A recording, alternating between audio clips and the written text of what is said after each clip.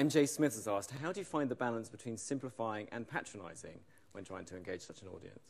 There's always a tension, which is a necessary tension, I think, between the programme makers and myself, actually, in trying to fight for the appropriate level of content. Because obviously you can produce something that's not correct for the time slot. If you've got a 9 o'clock documentary on BBC Two, there's a particular, a particular level, I suppose, that you need to find. But I do, as I said in the lecture, I do think that you should err on the side of too much rather than too little. I mean, I also think that no one ever understood something by being told too few facts to understand it, right? It's impossible.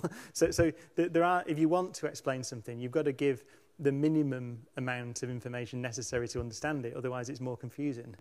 Yeah. So by definition, yeah. I found a very excellent, actually, creative tension between myself and particularly my executive producer, Andrew Cohen.